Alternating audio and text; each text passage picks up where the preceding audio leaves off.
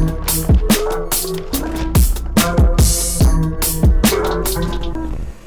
yo. What up, though? Big Court in the building. How you doing, man? I'm good, brother. What's going on with you, man? Hey, man, everything good, man. I'm happy to sit down, man, and capture the journey. You know what I'm saying? Your podcast and what you've been doing and your contribution to hip hop is crazy. I appreciate that, brother. Likewise, you as well, brother. Hey, man, you know, I'm trying to catch up. You know what I'm saying? You already there, bro. But like looking at the journey, man, being with No Limit, but then coming out of Kansas City, Missouri, we're going to talk on all of that, man, and being able to accomplish that. Because I ain't going to lie, I don't know, other than Tech Nine, I didn't know too many other people coming out of Kansas City. Right. Mo, you know what I'm saying? Yeah. So definitely want to talk about that, man. But just starting off, 2022, man, how have your year been so far? Man, my year has been amazing. I've been blessed, brother. You know, podcast is in full swing. You know what I mean? We growing, we doing numbers. You know, me and producer Ken, we putting it down in a big way. You know, the Big Court brand is growing. You know, the No Limit reunion tour, we on tour. I got a new book coming out soon. I got a new product I got with P, you know, so man, I'm blessed, you know, family healthy, so I'm good, brother. You know, a lot of stuff going on in the news that's entertaining, so. No, for sure. You know, it's more than enough content material out there. We definitely go touch on a lot of that, man. Sure. Just want to catch the beginning. Big Court, Kansas City, Missouri, native, man. What was that upbringing like in Kansas City? Because the few times I've been there, Kansas City don't play. Ghetto birds in the air, man, getting busy, man. So what was that upbringing like for you in Kansas City? I mean, you know, my upbringing was cool, brother. I had a beautiful childhood, you know what I'm saying? I don't know hard times, you know what I'm saying? I was made in the 70s, grew up in the 80s. You know, the gang culture and the crack epidemic hit Kansas City, so I grew up with that. I was raised by strong women, bro. You know, I'm a only child by a single mom. You know what I mean? I was raised by strong, educated women. So, you know, I was raised on love, not survival. You know what I mean? But at the same time, you have to go outside. You know, so once you go outside, you're in the element. That's what it is. You know, so at the same time, you got to learn how to fend for yourself, protect yourself, and handle business. So, you know, Kansas City was a beautiful place, still is. A lot of the West Coast influence, the gang culture, you know, like Crips colonized my neighborhood. I'm from a neighborhood called the 4 Block, 64130 is the zip code, you know. So it was a Crip neighborhood, and you know, it was love, man. I love the city, you know. It's full of talent, full of culture. Now, when you said like the gang start to infiltrate the city, what part was it? Was it the migration or the movie Colors? Because a lot of people would contribute Colors as to spreading that culture everywhere. That's a great question, bro. What it was is, so, you know, you had a lot of the LA gangbangers fleeing LA, you know, and they would go set up shop in different cities, Midwestern cities and Southern cities, you know, really selling dope, you know. So what happened is, a lot of the niggas that was getting money in these cities, they aligned themselves with who they was copping they work from. You know, so if the nigga, like a lot of 60s and East Coast Crips and like a lot of Pyrus and Bloods came to Kansas City. So the niggas that was getting money in Kansas City, they aligned themselves with that understanding. Now, what Colors provided was context. You know what I mean? So Colors really pulled it together. You know what I'm saying? And where niggas was like, oh, okay, this is how we supposed to get down. This is how we supposed to dress. This is how we supposed to carry it. But for the most part, it was really just started with get money. You know what I mean? Yeah. So Colors definitely poured gasoline on the fire, you know. Because I look at the influence of what Colors did back then versus Chirac, Chicago, Chief Keef and them did for this generation. So it was like Colors kind of introduced the gangsters, Chicago kind of introduced the shooters. For sure. But at the same time, if you know gang culture, Colors was somewhat watered down too. Gotcha. You know what I mean? I mean, it was a motion picture. It scratched the surface of what gang banging really entailed and what it was and even how it started and all of that, really what it was about. So yeah, but for those that were uninitiated, for the ones that didn't grow up in that culture, you know, being Kansas, Arkansas, places like that, it definitely, you know, I mean, yeah, you had a lot of people that tried to mimic what they seen in Colors, you know, and like I always thought it was corny when other cities took on sets from LA. You know what I'm saying? Like it's one thing to take on Crip, Blood, but then you have your local set. You know what I'm saying? But when you take on Grape Street or Hoover or Treetop in fucking, Arkansas, there is no Grape Street. There is no Hoover. There is no Treetop. Do you even know why they call it the trees? You know what I'm saying? So, a lot of this shit was watered down, but that's what happened in KC, man. Like, it came and it was just the 80s, man. The crack era, Reaganomics and all of that. When crack came in, by the time you kind of start jumping off the porch, because I think you start getting involved in, like, I guess what you say, criminal activity around 15 is when you caught your first charge, right? Yep. At that time, was people making money off of crack? Or, I mean, I know people was making money off crack, but at this time, was crack still just a party drug and we haven't begun to see the actual effects of it? Or were you starting to see the deterioration at that time of crack? No, I think probably when you're talking about the mid 80s, and toward the late 80s, no, it was starting to really take a hold of the community. Gotcha. The party shit started probably early 80s, because you got to think, man, a lot of, like, I know I'm 45, so like my mom, her generation, they got broadsided by crack, because, cocaine was a party drug back then. That's how a lot of pimps and players got turned out, and different things like that. They didn't know what the effects of it were going to be because their reference point of a drug to stay away from was heroin. You know what I mean? Because in the 60s and 70s, so they knew to leave that shit alone. But yeah, I say probably about the late 80s is when I really started to see it. But yeah, it was a lot of people we got the street superstars in Kansas City. We had Ron, Ted, Sean Copeland. We got a lot of street stars that was getting to it. Black Walt, which is a personal homeboy of mine. So, back then, it was plentiful. The numbers was there. You know what I mean? Niggas was getting shit wholesale. They was, paying pennies, you know what I'm saying? And niggas was turning 1 into 2 and doing all that old extra shit. So yeah, I seen the Dayton's and Vogues and the 30s and Vogues and the candy paints and all of that. And again, as a kid growing up on my block, I didn't really understand what I was watching. I seen the dope houses, but you don't understand that. But then that's where rap music came in. Right. So when NWA came out and Ice-T, they start providing, again, context for what I'm seeing. Like, oh, that's what that is. Oh, that's what kind of wheels them is. Oh, the nigga got on the Turkish rope with the anchor on it and all of that. And then become the street stars and the street legends. No, for sure. Yeah, there's a lot of niggas getting money in Kansas City, bro. So with you, because I know, like you said, you grew up in a a great household, loving environment, but you were around women. Yes. Is your mother and grandmother someone who raised you? Yeah. So my mother, my grandmother, and my aunt.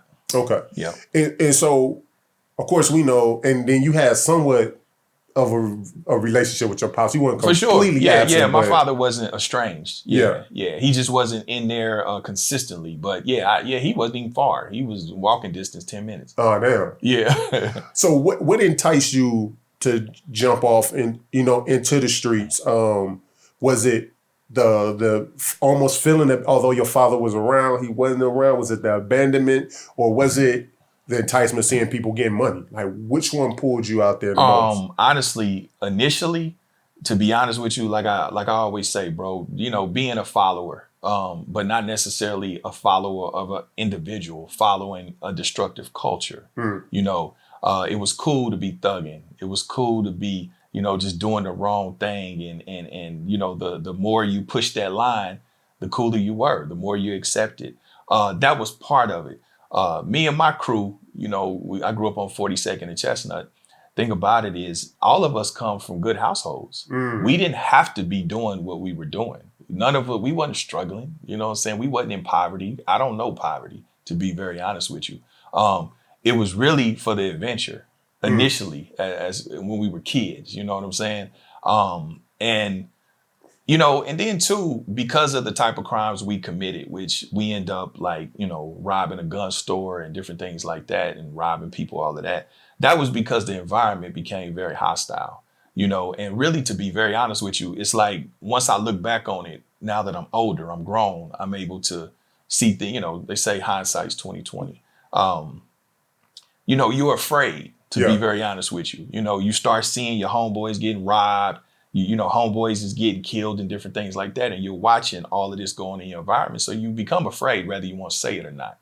And so what you do is you tool up. You like, oh shit, I'm not going to be victimized. You know what I'm saying? Right. And so when you tool up at some point, you know, you start perpetuating that same element that you were probably once fearful of, and you start becoming part of the problem because it get good to you, especially when you get away with it. Yeah. You know what I mean? And then you see the adulation that comes with it. You see the respect and different things like that, and that becomes intoxicating. You know, just like getting money. A lot of times niggas that be selling dope, you know, they as addicted to getting the money as the fiends. You know, so that was all of that. It was all of that wrapped into that. But we didn't have to be doing what we were doing. We was just knuckleheads, really. So you end up catching a charge. I end up being bammed up on the robberies and things of that nature. Yeah. And so you end up doing how much time in juvie? I was there for about 7, 8 months. 7, 8 months. Mm-hmm. And then, but some of your partners got some real time. Yeah, my best friend, J-Dub, he ended up getting 12 years. Okay. Because he was a year older than me. But by the time the way the court went, I was 15, he was 16. But by the time he was going to court, he's 17, 18. Gotcha. You know? So I went to juvie, he went to the county. You know, so that one little year and a half, 2 years saved me. He ended up getting 12 years. He did 5 years on that 12. And everybody else, I was the youngest one on the case. Everybody else got 10, 12 years. Gotcha. So I assume based on what probably the juvenile laws at that time, first time offender. Right. Well, they at this time, this is 1991. So this is when they were really trying to figure out what to do with juveniles that committed adult crimes. Gotcha. So I remember it was in the newspaper. I was probably going to be the first juvenile to be certified as an adult. So they wanted to give me what they call juvenile life and then keep me in juvenile till I was old enough to go to prison to serve out my sentence. That's crazy. Yeah. So once you get out, man, like I know hip hop has always been a part of our culture. At what time, who introduced hip hop to you? And at what time did you start rapping yourself? Well, the first, you know, again, I'm made in the 70s, grew up in the 80s. So of course we had Run DMC, the Fat Boys, LL Cool J. But when I really got turned out by hip hop, by rap, was when I heard Ice-T, 6 in the morning. Gotcha. It was something about just the gangster shit that was alluring, you know. And when I heard it was Squeeze the Trigger. Okay. So when I heard Squeeze the Trigger, I was like, damn, what is that? You know, and that's what really made me start tapping into the gangster rap. And so I say when I started really feeling like it might have been something that I was interested in, well, the thing, I was an artist and I could write really well. Gotcha. You know, I used to write my mother poems and shit like that when I was a kid. So I think just being an artist, it was a natural probably progression for me to go into some type of written expression. So that came through the music, you know. And so I say probably with Eazy-E. When I heard Eazy-E, I knew I could do that shit. I was like, okay, the boys in the hood is always, oh yeah, I'm gonna do this shit. So I started writing little raps and it was always in the cadence of Eazy-E, you know? So that's who I mimicked at first. And you gotta think, this is late 80s. Right. You know what I mean? So I'd be in class, I'd be in middle school, and that's how it started, me trying to be like Eazy. Damn, okay. Being in Kansas City, Midwest as well, just like me, Michigan, Detroit, I was more influenced by East Coast. Okay. Than West Coast, although I was a Pac fan, but I listened to more Wu-Tang, you know what I'm saying? Tribe Called Quest. That was more my range. Okay. In Kansas City, although we kind of in the middle, where do you see like Kansas City was more influenced by West Coast more than East Coast? Absolutely. And specifically the Bay Area. The Bay Area and Kansas City have always had a kinship. Excuse me. Always had a connection with the streets and through music. Gotcha. So yeah, so when you talk about, you know, Too Short, E40, Mac Dre, Spice One, you know, these were superstars to us. You know what I mean? So yeah, specifically the Bay Area. Gotcha. Yeah. Now, at what point do you connect with Master P? Because that's crazy. I know at this time where Richmond, is that where Yeah, he was in Richmond, Oakland, the Bay. Yep. Yeah, out of the Bay Area. Like, how did you link up with somebody out of the, well, like you said, y'all already had a connection. Yeah. But tell me that story of you and P, how y'all link up. Well, initially, before, I was a part of a rap group called CCG. Okay. Me and my partner Cisco. And initially, we wanted to go to Ruthless Records, So I was actually hollering at Easy, we're not Easy, this lady named Cassandra Ware, for months. And so right when we was getting some traction, Easy had heard our tape. Bone had just came out. Gotcha. With Thuggish Ruggish Bone. And our style was kind of in that space, in that realm. She had told me, she was like, yeah, Easy, heard the tape, he liked it, somebody gonna be getting back with y'all. And then a few months later, Easy died. Oh, damn. Yeah, so I was back to the drawing board, so I started sending tapes out to, independents. I didn't understand, I didn't have the verbiage of majors. I knew that when I sent tapes to Jive and places like that, they would send them back stamped, we don't accept unsolicited material. I didn't even know what that meant. So Easy passed away as we were trying to get with Ruthless, and so we had to go back to the drawing board, So I end up sending tapes to Black Market Records, to Rap A Lot, just the people who I thought were accessible, because I kept getting the tapes back from the major saying they don't accept unsolicited material. So basically, man, I filled up P's voicemail. I called him every day, all day, and I would make sure nobody else could leave a message in that bitch, and eventually I got on his nerves. And so I think he sent Serve to go get the tape, listen to it. And so he called and was like, man, like, I want y'all to come and do Down South Hustlers. So that was the first record that we did, which was the song R.I.P. on Down South Hustlers. What people don't realize, though, is back in them days of looking up a record label, you know what I'm saying, information, they mail in, phone number, all that, and sending your demo in, spamming through, just sending out tapes and cassettes. It wasn't social media. So you had to you got to think, it was an experience back then when you bought an album, a tape, or a CD. Absolutely. You read the credits, you knew the producers, you even knew publishing company names, you didn't really know what it was, but you would see it and the smell of it, all of that. It was an experience, you know what I mean? So yeah, I would go through my tapes and just collect all the information that was on there. I would even send shit to the fan address just to hope I get something, you know what I mean? So consistency is what got me there. Got you. Yeah. So y'all get out there, y'all work with P, man. What is Master P like in person, man? Because you can hear some stories about P, depending on where you come from. No nonsense, but a very loving and caring person. What was the P that you got to meet? Well, where you got first impression. Yeah, I've been knowing P, almost 3 decades. Right. You know what I'm saying? So that at that time, P was very focused. But P was a gangster though.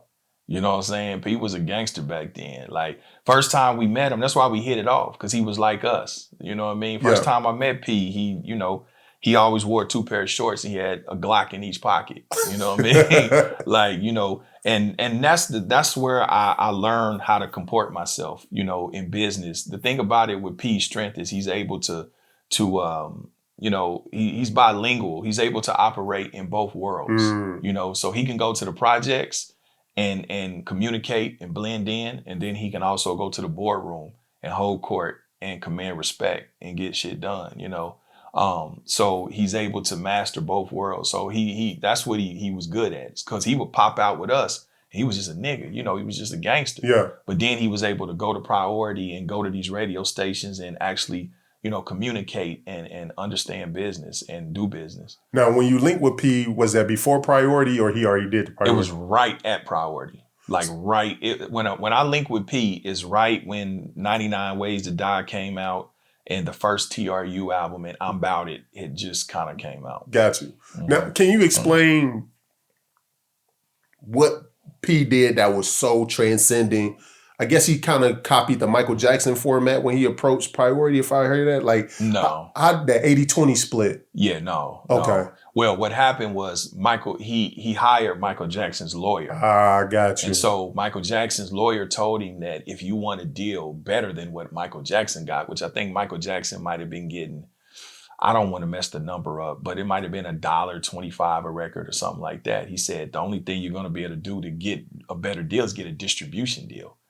Yeah, so that's when he went and got the distribution deal with Priority. Gotcha. So the big difference with P is, he went in owning the company. All he needed from Priority was distribution. He didn't need their marketing dollars, nothing. They couldn't tell him nothing. And so a lot of people don't understand that, excuse me. That's why he was able to make so much money. Because see, Priority only thought he was going to sell 10,000 records, 20,000, maybe 50, luckily. So you got to think he getting $6, $7 an album. So now do the math. So when he goes platinum, double platinum, it's 2 million times 7. They was paying him like that. It was like, you know what I'm saying? It was just straight like that. So now you see how the math gets there. We talk about 100 million albums. Absolutely. Mm-hmm. Now, being with P, you link with him. What happened to the group that you were in, a duo, and what did you end up transitioning to after that happened? Yeah. Well, me and my partner, we never broke up. We never split up at that time. It was a difficult little dynamic because P and my partner, they didn't get along. I think they just didn't like each other, Damn. So it put me in an awkward, precarious position, to say the least. But, I was still loyal to my homeboy, so we ended up going back to Kansas City, but I always kept a relationship with P, and it wasn't till I moved, me and P both moved to LA in the early 2000s that we reconnected, but we never lost contact, but to where we start rocking, every day like that. But I still went on to after doing the Down South Hustlers, I got a gold record from that, and we got notoriety from that as well. Okay. So I was able to ride that wave, and I released some underground classics, made a lot of money, during that period. So, and P still advocated for me in different ways, behind the scenes to make sure that I got preferential treatment with certain shit. Yeah. I want to know, speaking of P being a gangster. Yeah. What happened with P and Pimp C? Man, I don't know. Like, the rumor was, allegedly, that somebody came in his room and, beat up on his body a little bit. I don't know that it was P. You know what I'm saying? That's what the rumor is. That's what they say, allegedly. But, apparently it was a misunderstanding between P and Pimp's mother and P, and Pimp C kind of went off on the deep end, and he started publicly, trying to speak disparaging about P, and allegedly, they got some straightening in the hotel room. Allegedly, that's just what I heard. You know what I'm saying? I don't know. No, I got you. But rest in peace to the Pimp. I was a big fan of the Pimp. Now, when people talk about P, like recently, Whack 100 said something about P being broke. What is your take on things of that nature? Because when you see a person like P, man, he's an entrepreneur, many businesses. Why would somebody like Whack 100 say P is broke? How would you get that misconception? I think that, when you talk about that type of situation, you have a lot of people, man, that just chase clout and people want the clicks. People say anything in this social media age. And as you can see, that individual, he's at somebody every day. You know what I'm saying? So I just think that, unfortunately, with everybody, being able to create content, it's like the Wild Wild West. Some people really don't know how to really create compelling content without the bullshit. Think about it. If you remove all of that, you remove all the beef, and you remove, what do you have? You know what I'm saying? What do you have? Because in some way, that shit becomes like a parasite. You're leeching off of everybody else, good or bad. You know what I mean? You're leeching off to negative headlines. And I think that, Wack is intelligent enough that he understands that controversy moves the needle. Contrary to what people think, I believe Wack is very smart. Absolutely. He's very smart, and I don't think that it's personal. I think it's just, the cost of doing business for him. He's willing to risk it. Some people would take, like, you got niggas in the street that'll take penitentiary chances they'll flirt with a life sentence to get some money. And you have people that will get on the internet and say things, and maybe put themselves in peril, and basically live their lives on the precipice of disaster and behind clicks, So I just think that he's willing to risk it. It holds no weight. It's no truth. There's no validity to it. But then at the same time, you understand a hater's playbook too. Yeah. Think about it. If a nigga say he real, the first thing that a nigga gonna try to attack is either his street credibility to say he a snitch or his sexuality to say he's gay. And so what do you do when someone is a boss and someone's successful? How do you attack them? He's broke. It's cliche. It's predictable. You know what I'm saying? So P doesn't pay any attention to that. He lends no credence or attention to any of that shit. I addressed it and I addressed it because it was more about the culture and the state of the culture. You know what I'm saying? Whack to me was just a symptom of a bigger problem. You know what I'm saying? He's not the first to do it. He's not the last to do it, So it was really just, especially if we all supposed to be real niggas, we supposed to be gangsters, we supposed to be keeping it 100 and all that shit. It's just certain shit you're not gonna do. You're not gonna talk down on a nigga or try to stand on a nigga to make yourself look bigger or, and then it's just certain people you just don't do that with. You know what I'm saying? Yeah, no, absolutely. It's just certain motherfuckers you show some respect and you just don't do that. And P is one of them people. Jay Prince is one of them people. We have to hold our bosses and our entrepreneurs and our leaders of the culture, man. We got to hold them in higher regard. I'm not saying that none of them are perfect. Are they immune to critique though? No, they're not immune to criticism, but they should be immune to bullshit and rumor and innuendo. You know what I'm saying? They should be immune to that. Now, anything else is subjective. Nothing's wrong with criticism. If P or J or anybody does something and creates a business that nobody's feeling, people have their right to say, nah, I ain't feeling that. Yeah. You know what I'm saying? Ah, that record's whack, or no, that shit you was doing, we not feeling that. That's all fair. But when you start attacking people's credibility and you start attacking, their reputation, and it becomes acrimonious and it becomes vitriol and hateful, that's when it's a problem. When you try to make it personal. And then when you just straight up lying on a nigga, it's different. It's a difference to have an opinion and then just lying on a nigga. Can broke be subjective? It can be. Broke can be subjective. If you think, yeah. Because but my thing is, you have to be in a position, to call somebody broke. That means that you got to have more money than them if it's subjective. Gotcha. You know what I'm saying? So, yes, you're right, because Elon Musk can look at, you know what I'm saying? Everybody. He can look at everybody. And he can look at Oprah and be like, you broke bitch. You know what I'm saying? Facts. It's subjective, as you said. But in this case, P done lost more money than most niggas done made in their life. Yeah. You know what I'm saying? So, but like I said, I think that certain people, should be held in higher esteem, because they, and then too, even just with our culture, bro, like white people don't do that. I'm just going to say what it is. White people don't do that. I was talking to an old rich Jewish guy and he told me, he said, man, some of y'all issue in your community is, for one, you don't keep your money in your community long enough. Y'all spend it with everybody else. And secondly, y'all tear each other down. He said, what we tend to do is if Jack falls on hard times, shit, we lend him $5-10 million to get back up on his feet, because he's an integral part of this.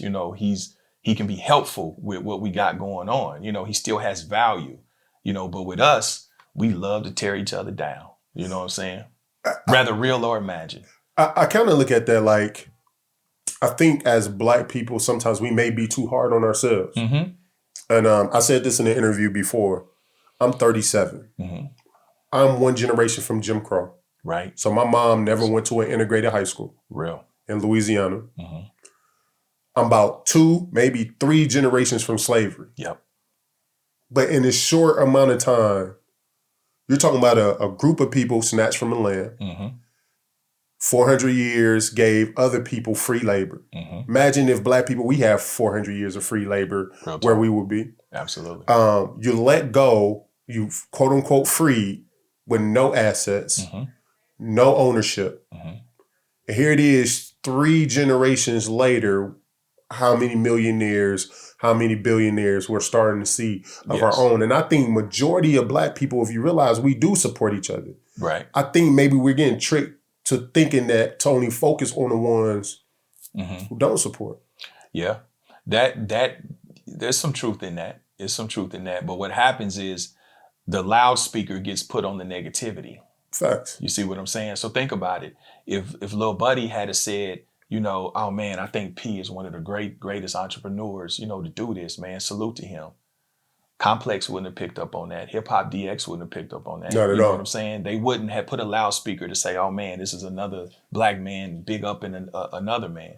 But the minute that something negative is said, rather innuendo, opinion, or subjective, that's when everybody latches on to it, and that's what's thrusted into everybody's attention. You know, everybody loves a train wreck and loves bullshit. Absolutely. You know, that's just almost like human nature. You know what I'm saying? For sure. So that's why it's seemingly that people latch on to the negativity, because that's what's thrusted in front of everybody. I mean, because think about it, when we go to a movie, we've never seen a movie that good just happened from the beginning to the end. No, you got to have a story arc. You have to have things fall apart. Conflict. And you have to have a conflict for people to root for some shit to come back together. Exactly. And so I think entertainment, no matter whether it's hip hop, no matter if it's R&B, you might have something you fall in love or don't leave me or I want you. It's always a conflict. And I feel like white people do the fallout too.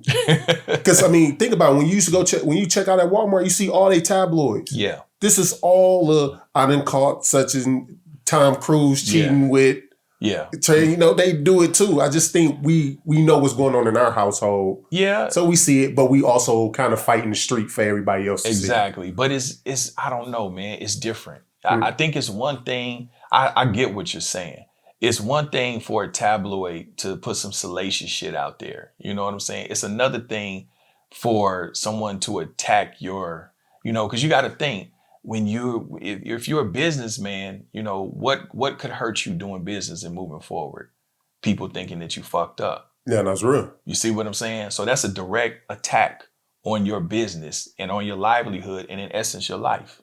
One could look at it like that. Oh, that's real. You know, it's way different from saying, oh man, he fucked that raggedy bitch over there. You know what I'm saying? Oh, we seen him at dinner with such and such. That's a way different type threat, you know? Yeah. And I'm just saying, you know, so, you know, I think when you look at these things on a broader scale of the impact that they could have, and not that it didn't have that impact on people, I'm just saying, you know what I'm saying? But it could have.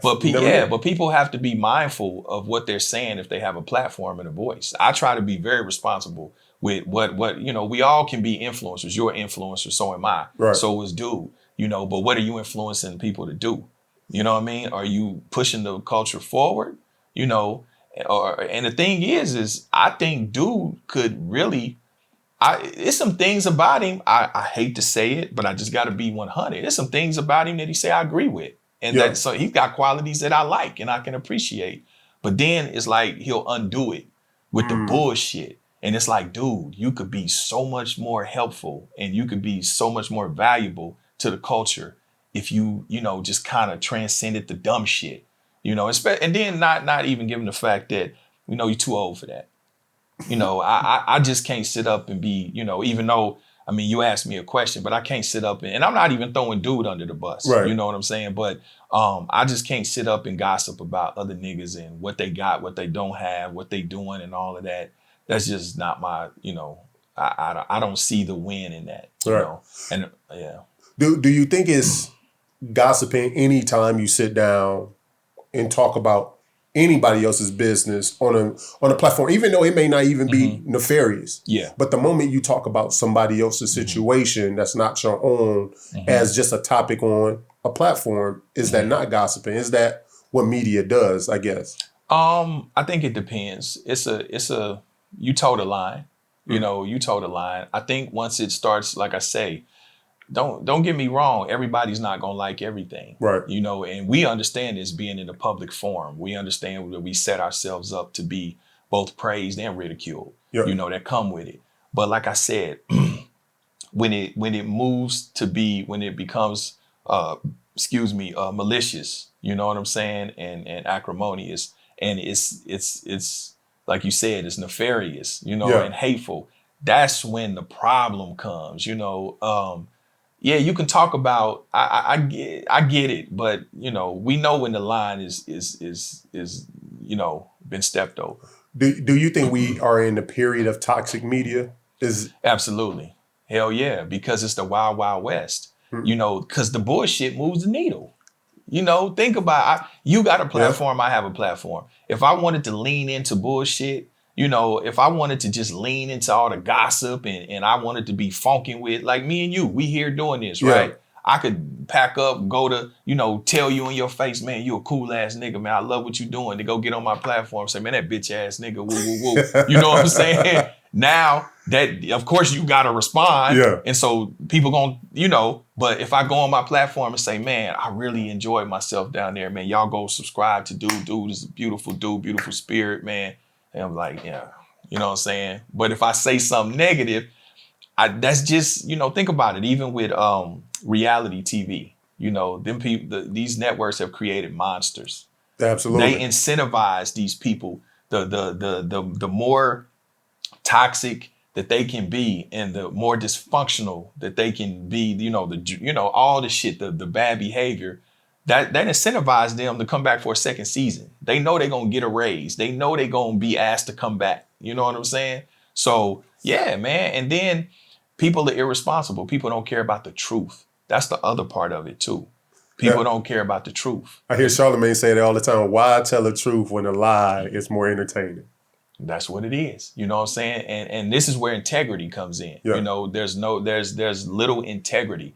Because one thing about me, like I had a situation with Freeway Ricky Ross recently. I had my brother from No Limit, Big Boz, came on my show. And he was just recounting his lived experience. You know, he a retired gangster, you know, from New Orleans. He caught a dope case back in '85. He simply stated that Rick Ross was on his paperwork. You know, he didn't say that he snitched. He didn't say that he told on him. He was, for 30 some years, he was dumbfounded of why his name was in his paperwork. Now, mind you, he just made the statement. He didn't say, oh, bitch ass. He never used the word snitch, rat, or told on me.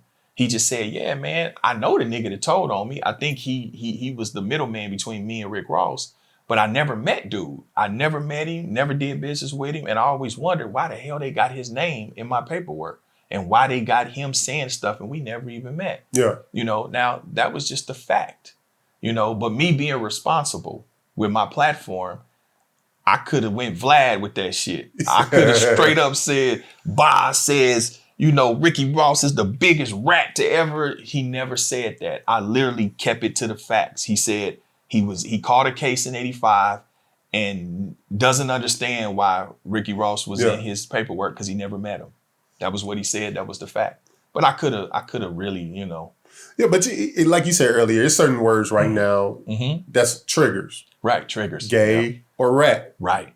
And so when people hear paperwork, no matter what the case was, paperwork, you in paperwork, oh, he a rat. Right. Well. And so I can understand if you don't get it in context. Right.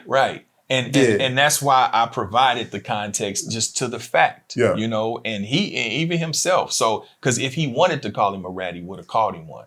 You know what I'm saying? And if I didn't have any integrity, shit, I would have said he said it. Because like you said, there's enough innuendo to say paperwork. You know what I mean? That's the trigger word. I could have said that. But, you know, and Ricky Ross, we had a conversation and, you know, he kind of felt some kind of way, rightfully so, you know, but I told him, I said, oh, gee, I don't have a personal problem with you. I said, nor does he. This shit happened. I was 9 years old when this shit happened. Right. Yeah, I didn't know either one of y'all. You know what I mean? I was a kid. I said, but this is him telling his lived experience.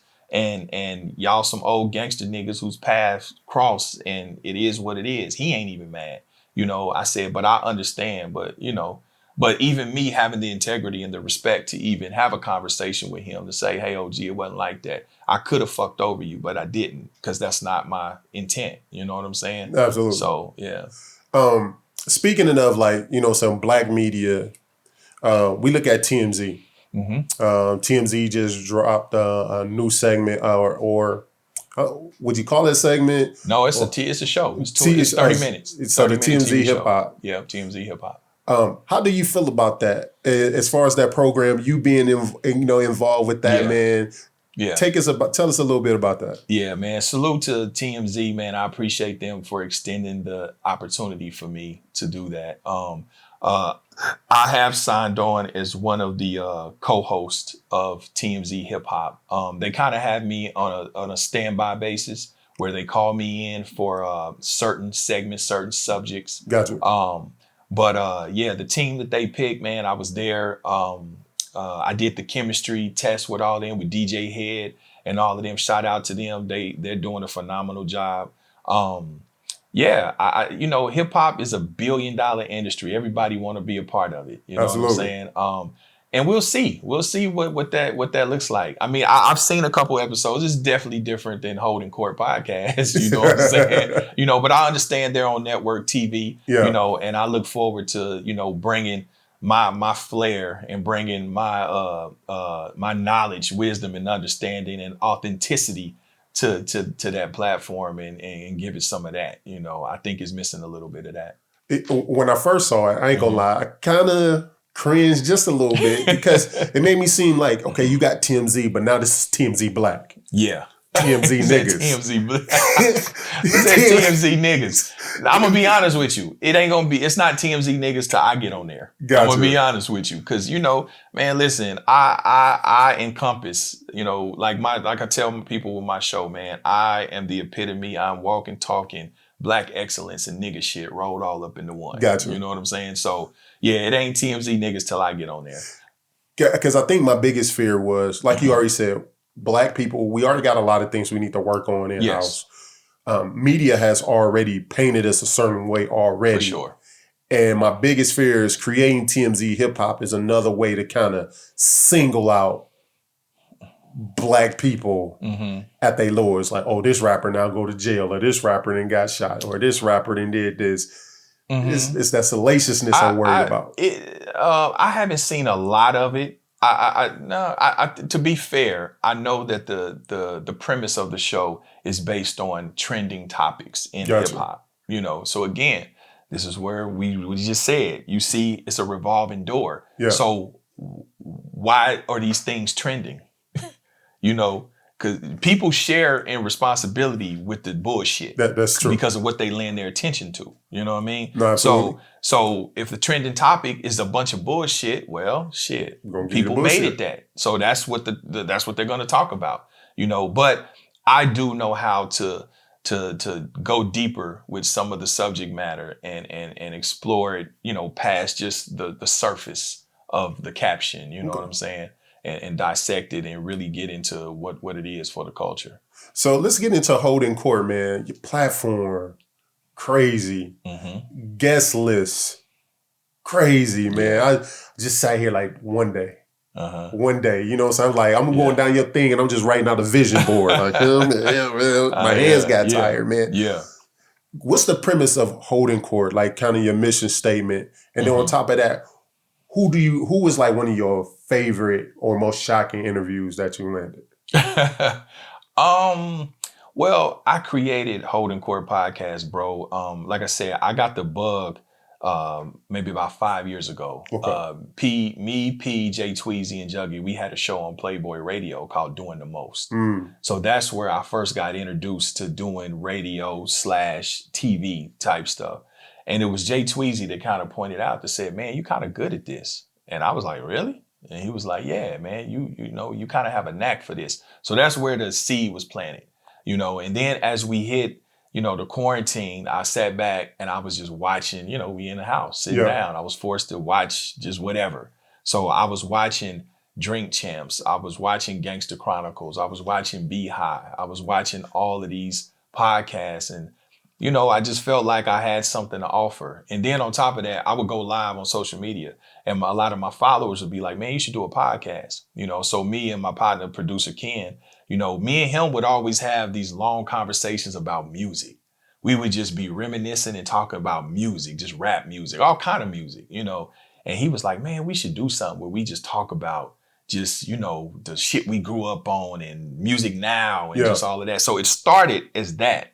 And so, you know, of course I expanded it as I started watching these other platforms, and I just wanted to put my little touch to it. So I also wanted to, you know, I love highlighting the journey. You know, I watched a lot of behind the music and all of that shit. So I get inspired by watching people's journey, you know, from where they started and how they overcame and how they got to where they are. So I wanted to bring that into, because I hadn't seen that. I mean, I kind of seen it. I mean, drink champs do it, but they do it in their way. Their way, for sure. You know, my personality is different. You know, I don't drink, I don't smoke. I'm a little more cerebral and probably a lot more articulate too. You know what I'm saying? And I'm not saying that as a knock to them. No, you know, for sure. because Nori got a fucking degree in I think it's communication or some shit like that. Okay. Yeah, he's got a degree. You know, a lot of people don't know that. Yeah, they know that. He's got a degree. So he got it in prison, but he got one. Hey, that's still you know count. what I'm saying? I don't have a degree. You know what I mean? So, you know, I felt like I had something different to offer. And so when I started it, man, like I was, you know, I've been in LA 20 years. So I've cultivated, you know, relationships with a lot of celebrities and a lot of, you know, bigwigs. And so when your face card is good and your reputation's intact, man, you know, you call people, they show up for you. You know what I'm saying? So, you know, I was fortunate enough to have Jay Prince, you know, come through for me. Of course, Master P, Ice-T, Michael Jai White, you know, he's a friend of mine, Black Dynamite. I fuck with Michael Jai White, you man. know, that's my partner. Jasmine Lewis, you know, Bosco 100 Crip Mac, you know, Lil Easy, that's my homeboy. Okay. You know what I'm saying? So, you know, you know, everybody just showed up for me and they continue to do so, man. So I'm blessed because now, you know, that was when it was just an idea. Yeah. You know, that was just me saying, man, I'm gonna try this podcast shit. Y'all wanna come through? They like, yeah, for sure. But now that it's out there performing and it's a viable thing, now motherfuckers is hitting me now, want to come on it. And that's always that's always a gratifying feeling. You know, when people that you was like, damn, I wonder if they'll do it. And then before you know, they reaching out to you like, man, I want to do your shit. So, you know. I'll tell you the interview I really enjoyed, Crip Mac. Yeah. Crip Mac, man, is probably one of my favorite personalities on the internet. Yeah. Because although he got this whole cripping thing in him, man, he got something about him is just genuine, man, and make you just really want to root for this dude, man. Like, what's your opinion about Crip Mac? Man, Crip Mac, that's my nephew, bro. That's my little partner. Crip Mac is a good dude. You know, he means well. You know, obviously there's a level of, you know, he has some hurdles, maybe emotionally and mentally, you know. Yeah. But his heart is good. He means well, you know, and he's just a baby in this world trying to find his way. You know what I'm saying? He's younger than my oldest child, you know, so that's why when I brought him on the show, I'm one of the few, if not the only, you know, influencer that actually just didn't bring him on the show to exploit him. Gotcha. You know what I'm saying? Like, I couldn't in good conscience not give him some real life shit. You know what I'm saying? I'd be remiss if I didn't actually tell him like, okay, bro, I get it, you know, but let's talk for real. Like, you playing a dangerous game. Because people got to understand, he's a full active gangbanger. You know, it's not an act. He's serious about his cripping. He like that. You know what I'm saying? So, and I tried to get him to see the bigger picture. Like, bro, you have other opportunities that fell in your lap. People love you. You have people's eyes. You have people's attention. So, you know, look at Snoop. You can still be a Crip. Snoop is one of the biggest Crips in the world, but he's not a gang banger. Facts. He's not pushing that line. He ain't banging on nobody. Snoop love everybody. You know what I'm saying? That loves him. So I said, that's where you need to kind of pivot and make some changes. And I told him this in front of people. And some people very few people kind of thought that maybe you should have did that behind the camera. I'm like, nah, because it's a million of him. So I'm not just talking to him as well. I'm talking to the millions of other people that could be dealing, you know, trying to find their way and navigate the streets and gang banging and all of that. So I'm talking to them too. So, you know. I look at Crip Mac, man, and I see so much potential, right? Because like, just like Snoop, he got a distinctive voice. Like, bro, I can hear him like doing voiceover for Rick and Morty. For sure. Crip Mac toys. Yeah.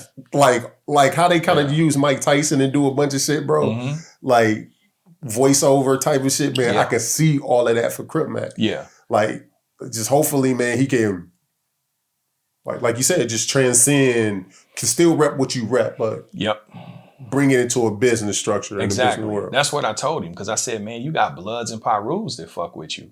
You know what I'm saying? So, you know, change us, or don't be afraid to evolve. Don't be afraid to change and grow up. You know what I'm saying? You don't have to be in the hood. You don't have to do all of that. You proved that already. You don't have shit else to prove. You know what I mean? So, excuse me, I keep working with him. I keep talking to him. You know what I'm saying? And a matter of fact, I have him and Bosco coming to the show together. I'm the first to do that. You know what I'm saying? That's gonna be wild. Because I fuck with both of them. You know what I mean? And I like to think that maybe I had a small hand in mediating some understanding and peace with them. You know, they shit wasn't even rooted in gangbanging shit. It was like some misunderstanding over some skits or some shit. You know, internet shit. It was the internet shit. It wasn't even no street shit, right? But it could bleed over to the street. So I got them coming to the show together. Dope. So yeah, that's dope. When it come to artists, man, like what are y'all doing? Are you working with artists? Is it with the like the new No Limit? I know like Romeo was kind of running now. Are you doing your own thing with artists? Well, No Limit is a retro brand at this point. You know what I'm saying? We're still on tour. We have the No Limit reunion tour. You know, we do cities damn near 2, 3, 4 times a month. It's a retro brand right now. Of course, we still, you know, have the ability to do music if we choose to. A lot, you know, P is he has other things going on. You know, his focus is on other things. Myself, I kind of, you know, do consultant for artists. And if I see something special, I may get in bed with that. But mainly I focus on a lot of Kansas City artists, you know, like, you know, we got so much talent in the city, you know, like we just had Sleazy World Go. He just signed a deal. You know, we got, you know, Rob Lowe the Stars, T-Dub the Youngblood, Amir Wang. Man, we have so many people in the city. Desmond Cartel. Yeah. Silly 4Q, which he did my theme song, which we got that coming out soon. So my efforts for music will be, you know, primarily to make a platform for my city. Yeah, my hometown. Now, what about Messiah? Messiah Way? Yeah, he's the other artist. Now, he's on a whole different level. You know, he's like, to me, like I always say, he's the next Drake, but the first Messiah Way. You know what I'm saying? He's from the Bahamas. You know what I'm saying? He's a talented rapper and producer, you know, and he's like Drake 2.0, you know, and I want him to have his own identity, but just so you understand, you know, the space that he's in. So, you know what I mean? Like, Messiah Way, he's definitely going to blow up in a big way. Now, the No Limit book, Soldier.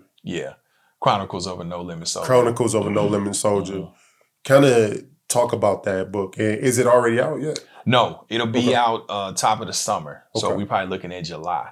So Chronicles of a No Limit Soldier, man. Like I said, you know, I always say, man, you know, the older you get, you understand that, you know, nobody remembers what kind of car you had. Nobody remembers your jewelry and none of that shit. People remember how you made them feel. Facts. You know what I'm saying? So I wanted to leave something behind and give my shared experience to hopefully inspire somebody, you know, with my story and my walk. You know what I'm saying? So it's really just trying to give something back to the human experience, man. You know what I'm saying? Like, I don't want to leave the earth with the wisdom and the knowledge that I've acquired through, you know, my successes and my failures. You know what I'm saying? So I want to leave the world with something. So I wanted to document, because my journey with No Limit is so different. You know what I mean? Because you got to think, I'm one of the few people that are not from Louisiana.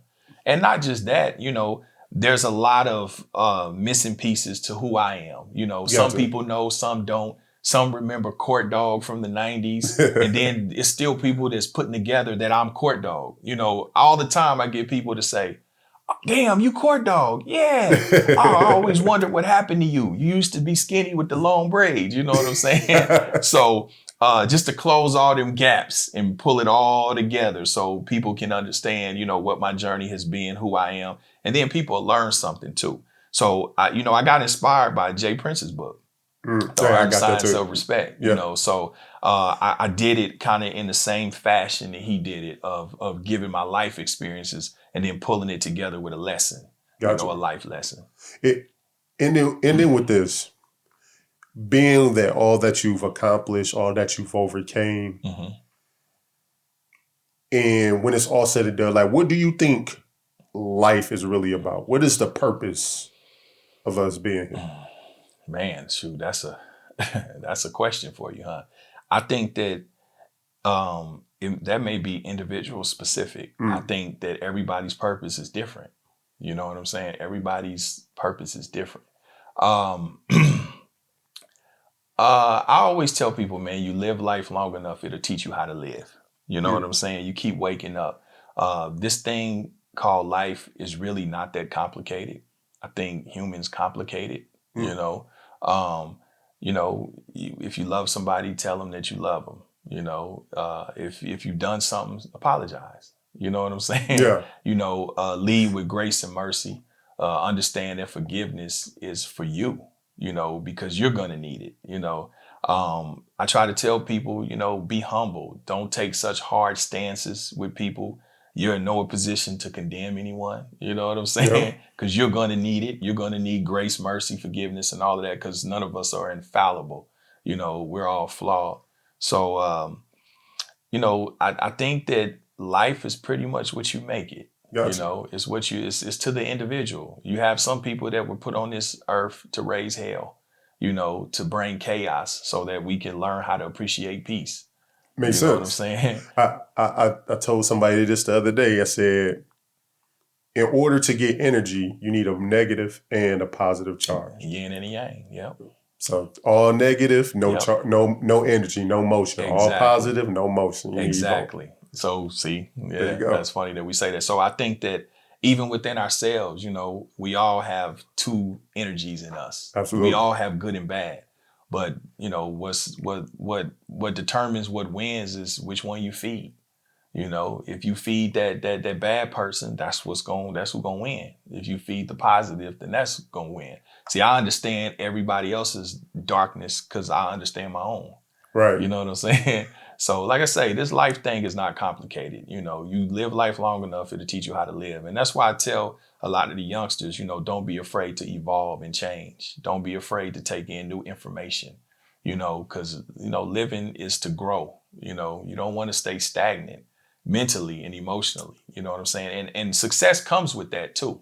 You know, success is really just a culmination of failures. So you have to be able to learn and put in the work. You know what I'm saying? And putting in the work is making the necessary changes too. Yeah, so I'm gonna have all that in the book. You know, it's almost like it's a self-help book too, you know, a motivational book as well. You're the new Joel Osteen. Yeah, I'm the ghetto Joel Osteen. You know what I'm saying? You know, I've had people call me that too. You know what I'm saying? I've had people tease me about that, man. They be like, man, can you imagine this nigga and T.I. having a conversation? You know what I'm saying? So, but yeah, man, you know, that's what I want to offer to the culture. I try to represent, you know, niggas evolving. Absolutely. Because I'm not formally educated. I graduated high school, you know what I'm saying? But the knowledge I've acquired has just been from my mind being open, just being open and being receptive to new ideas and new experiences. No doubt. And I know I said that was going to end on that, but I just got to ask you this. For sure. Maybe this is a little gossipy. Okay. But being open to open mind and new experiences. Dwayne Wade, daughter, Zaya, showed her kissing a white boy. But I think how it was is it's a boy. Zaya, if I'm getting this correct, is a young boy who identifies biologically male, identifies as a female. And the white kid that he was kissing was a biological female who is now identifying as a male. Does it make sense? What? So Zaya, Dwayne Wade's biological son, identifies as a girl. I didn't know that. I didn't know that. I thought he was just gay. Yeah, so I think it identifies as female. So if you hear Dwayne Wade talk about him, he has to call it his daughter. Oh, okay. And from my understanding, the picture that came out, her Zaya kissing a white kid, is a biological girl who identifies as a male. So they kind of just Oh, so they just everybody switched. yeah. So is this gay? Yeah. So what's your question about that? Being open-minded, Okay. like, what do you think about that? Because a lot of people had a lot to say, like, oh, you know, you have people, Boosie haven't chimed out about this, but with LGBTQ plus or whatever, are we too open now? Or should people be free to live their life no matter how old they are, even if they 14? Well, to be honest with you, I mean, I don't know. I'm stuck on just the dynamics of who's who, right? Yeah. That shit confused me. I'm not even gonna lie. I don't understand that. Why? Okay. But to your question, are we too open? I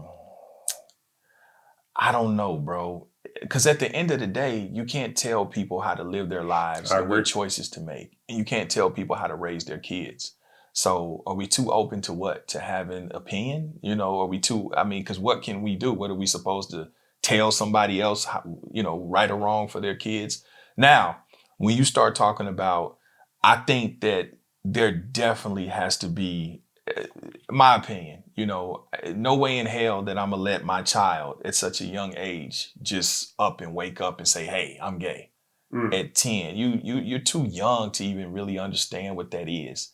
And if you do say that and do that, now one has to try to peel back the layers to figure out if something happened to you, you know, for you to even think, you know, is there some trauma there? Was there something else that went on that we don't know about? But I don't know, bro. That's a tricky one, bro. You know what I'm saying? Because you know, listen, I don't care. Now I'm gonna fast forward to grown folks. You know, I don't care what grown people do. You know, I have no, you know, moral standing on that. I'm no one, I can't, who am I I'm not the morality police. I can't enforce on someone my beliefs, or I don't even know that I mean, yeah, biblically the shit is wrong, but I have gay people in my family, you know, and I love them, you know what I'm saying? And I would protect them.